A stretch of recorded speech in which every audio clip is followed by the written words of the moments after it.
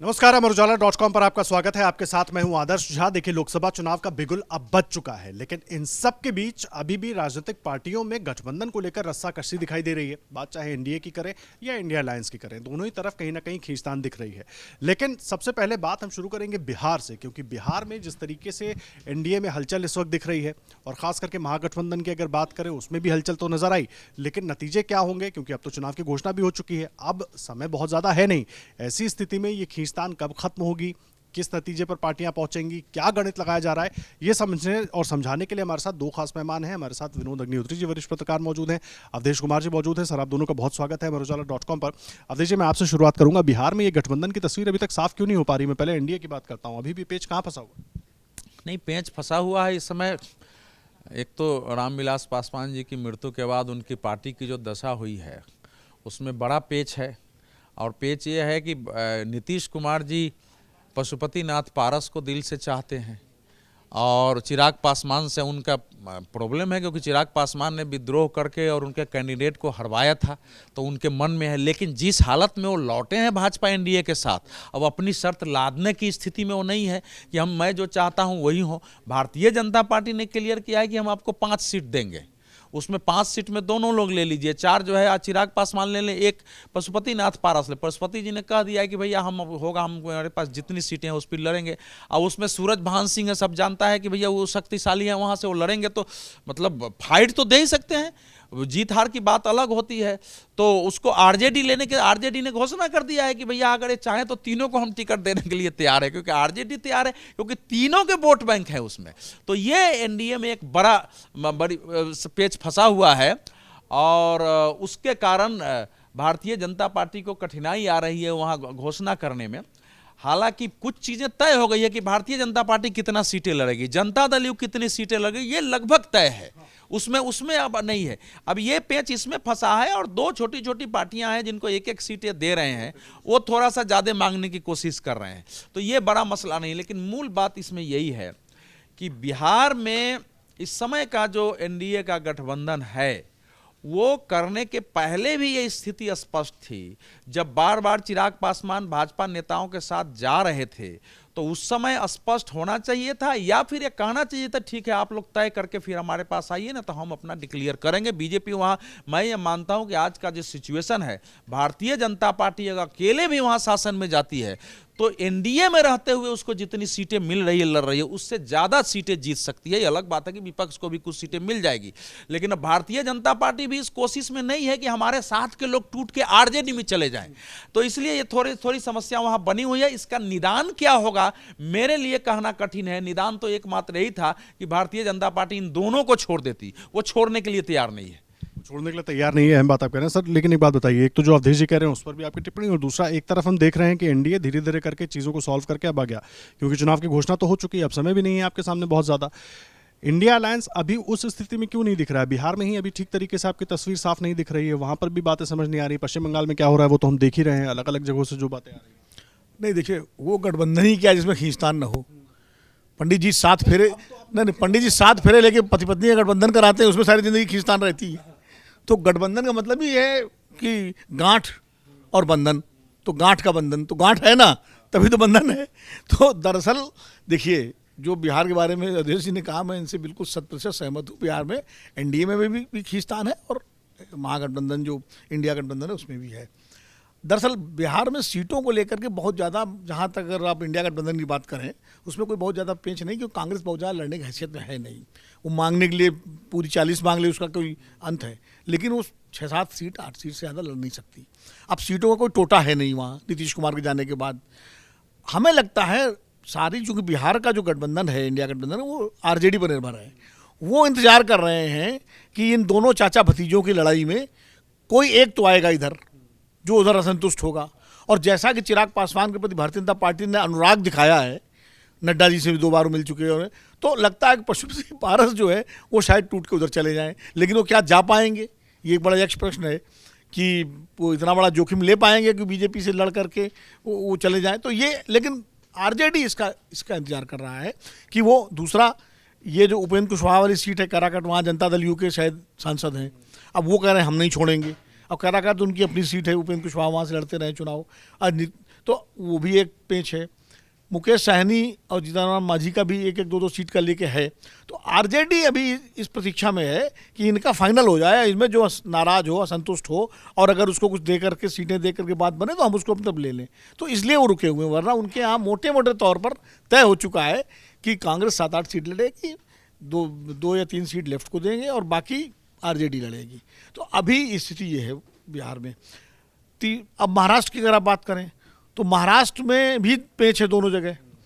महाराष्ट्र में भी यह है कि शिंदे साहब, अजित पवार साहब, उनकी जो शिवसेना और एनसीपी है, जिसको अब मतलब मान्यता दे दी चुनाव आयोग ने भी, वो सीटों को लेकर के उनकी खींचतान है कि वो कौन सी सीट कौन लड़े।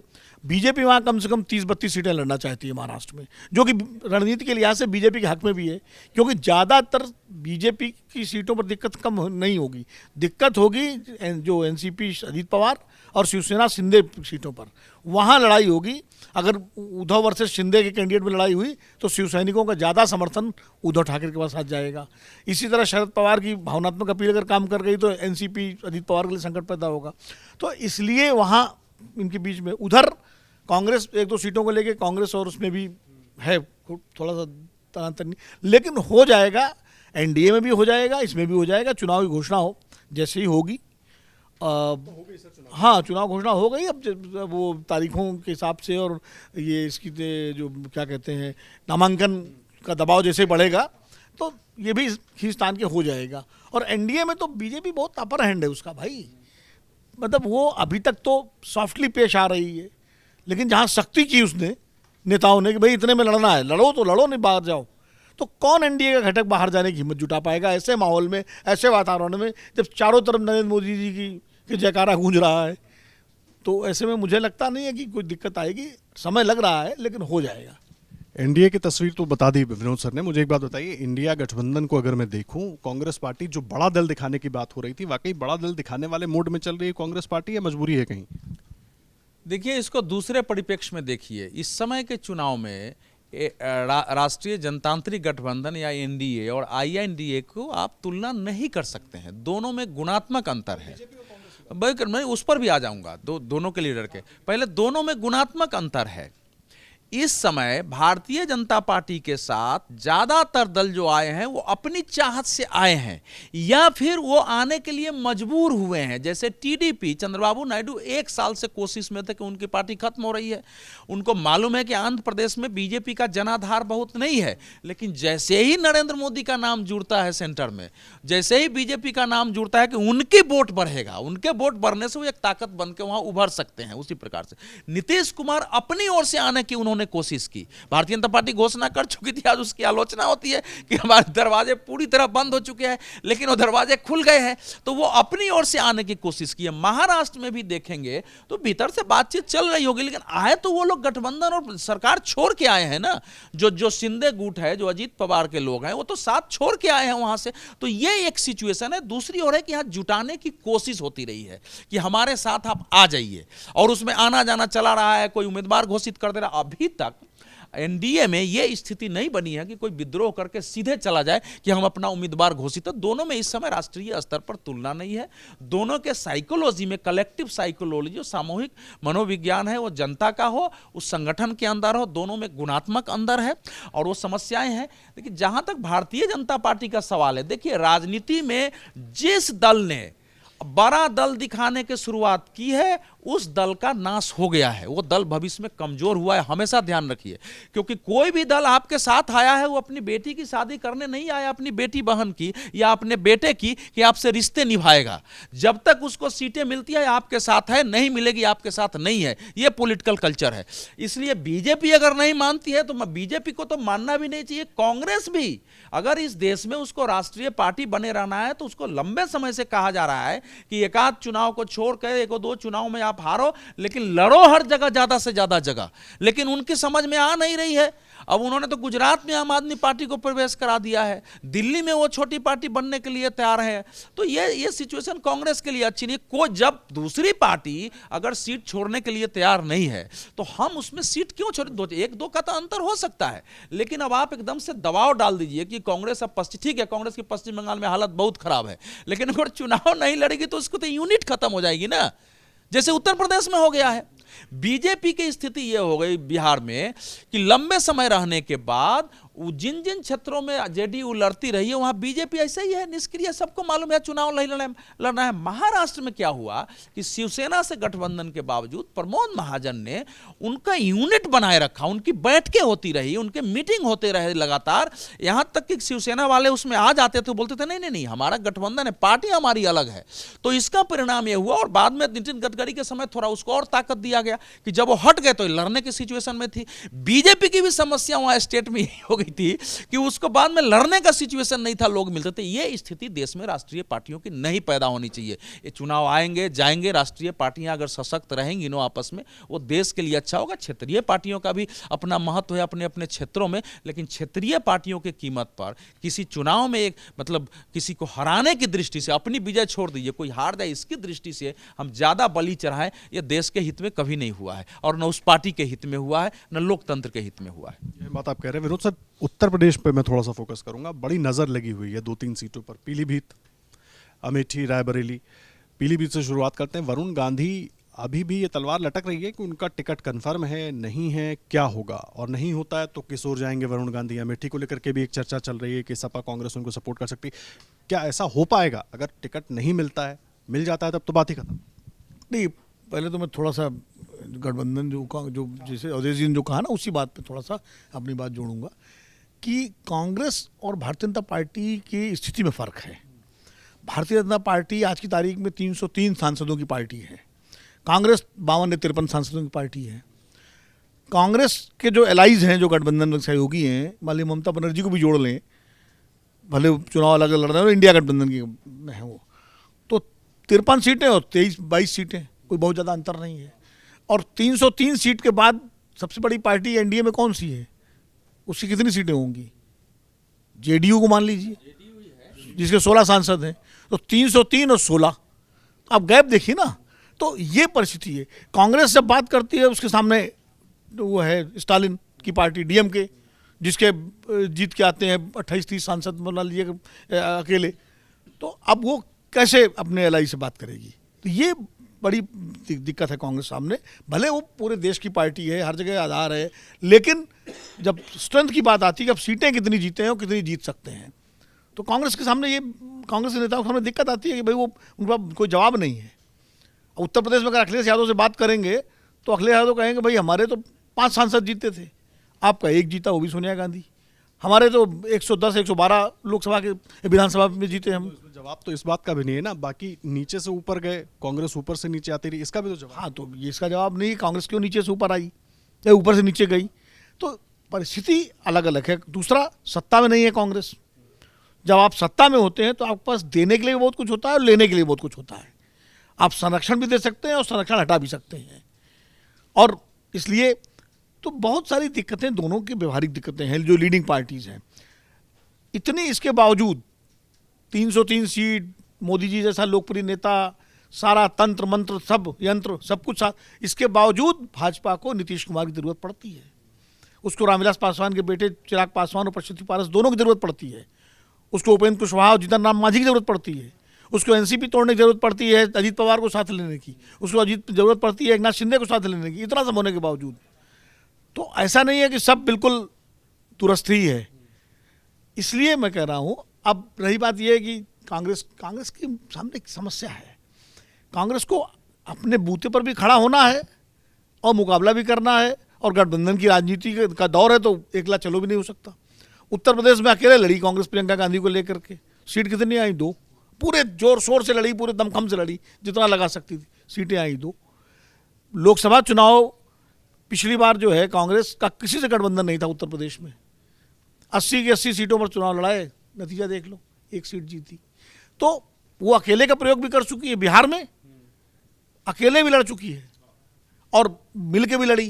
तो अब जब तक आप अकेले लड़ने की ताकत में तब हो जब आपके पास ताकत हो, जब ताकत नहीं है तो आपको साथ लेना पड़ेगा। लेकिन साथ लेने का मतलब ये नहीं है कि आप पूरी तरह से उसी पर निर्भर हो जाएं, कि वो आरजेडी पर निर्भर है तो आरजेडी पर निर्भर है, और समाजवादी पार्टी में निर्भर निर्भर आपको अपनी ताकत तो बढ़ाते रहना पड़ा। जो भारतीय जनता पार्टी का लाभ है कि वो किसी क्षेत्रीय दल से सहयोग लेती है, लेकिन वो अपनी पार्टी को भी मजबूत करती है और धीरे धीरे नौबत ये आती है कि क्षेत्रीय दल सिकुड़ता जाता है और बीजेपी बढ़ती जाती है।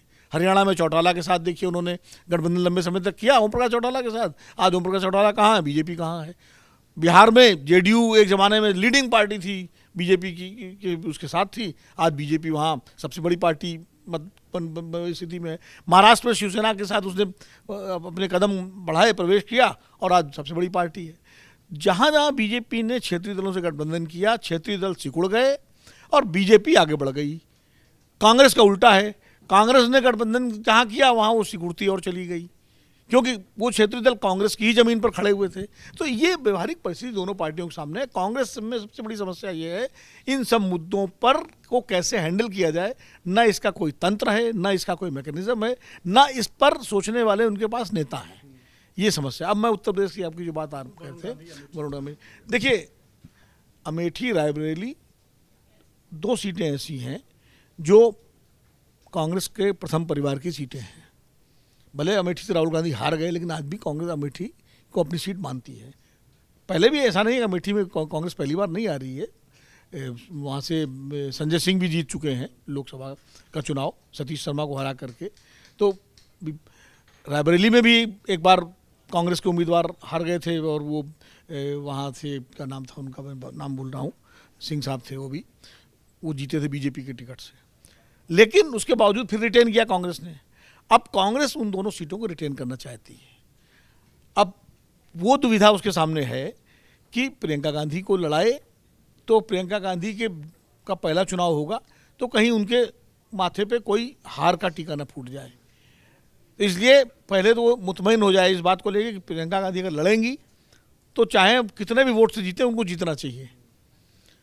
यही स्थिति अमेठी में है कि अगर राहुल गांधी लड़ते हैं तो क्या राहुल गांधी दूसरी हार के लिए अमेठी में लड़े या स्मृति ईरानी को हरा करके और एक बार अपने 2019 का हिसाब बराबर करें। ये दुविधा है।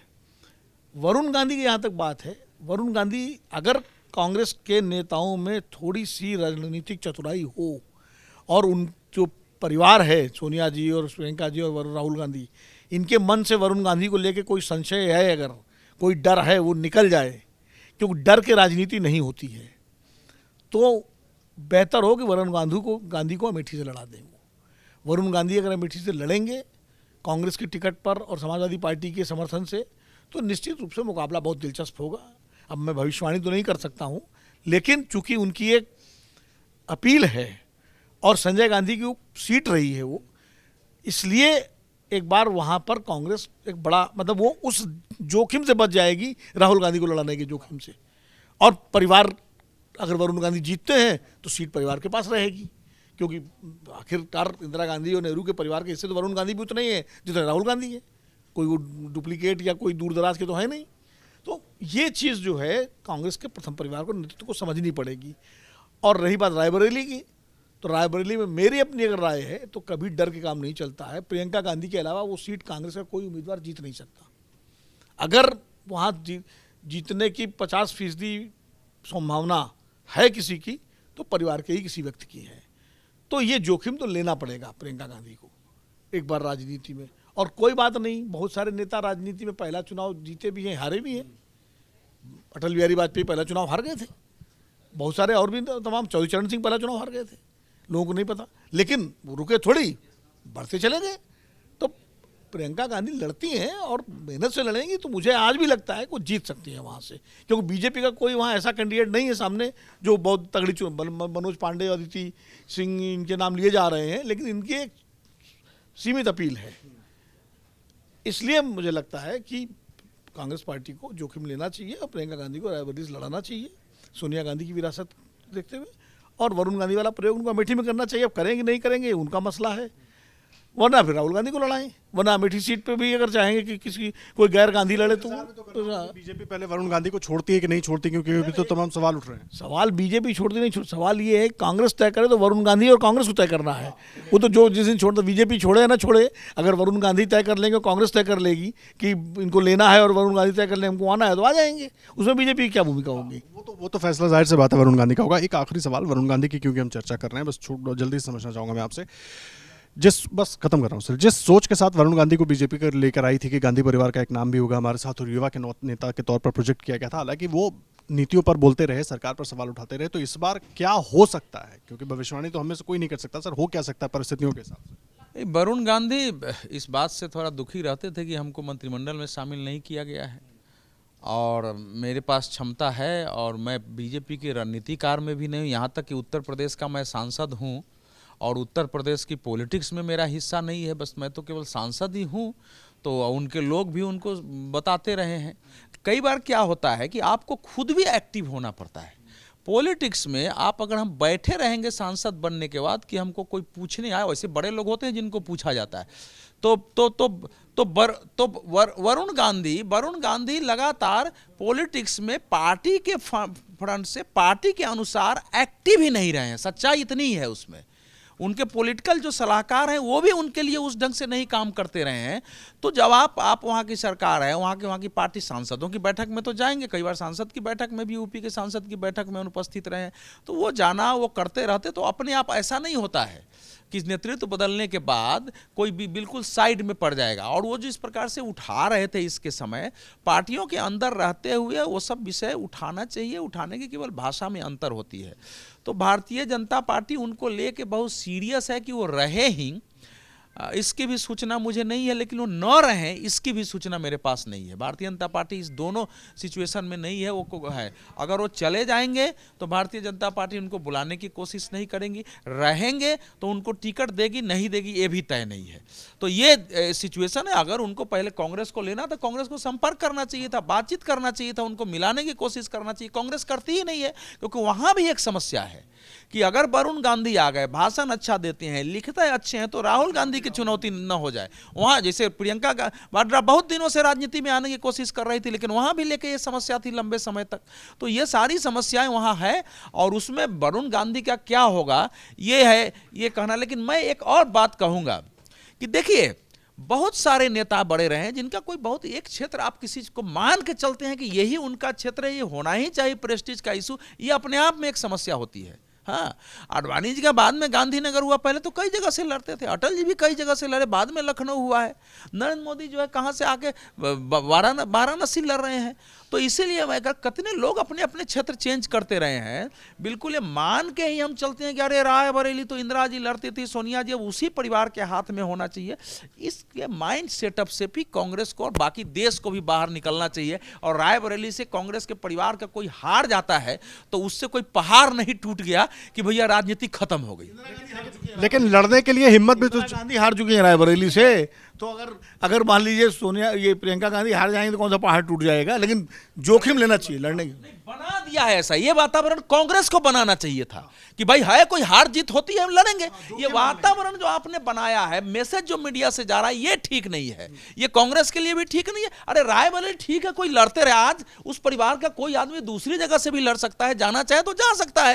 ये तो विपक्ष भी अमेठी रायबरेली, मीडिया भी अमेठी रायबरेली। वो इसीलिए सर क्योंकि जोखिम लेने के लिए कांग्रेस तैयार नहीं है, जिस तरीके से विनोद सर भी कह रहे हैं। देखिए गठबंधन को लेकर क्योंकि अब चुनावी बिगुल बच चुका है, चाहे इंडिया अलायंस हो, चाहे एनडीए हो, बिहार हो, महाराष्ट्र हो, उत्तर प्रदेश हो, क्या स्थिति है उस पर हम बात कर रहे थे। अब अनाउंसमेंट हो चुकी है तारीखों की, लेकिन उसके बाद अब कितनी तेजी राजनीतिक पार्टियां दिखाती है उस पर हमारी नजर रहेगी। अमेठी रायबरेली क्योंकि सबकी नजरें वहां पर लगी हुई है, इसलिए उसको लेकर जानना जरूरी है कि परिस्थिति वहां पर क्या बन रही है। आपको लगातार अमरोजाला.com पर हर अपडेट आगे भी हम पहुंचाते रहेंगे, आप हमारे साथ आगे भी जुड़े रहिएगा। धन्यवाद।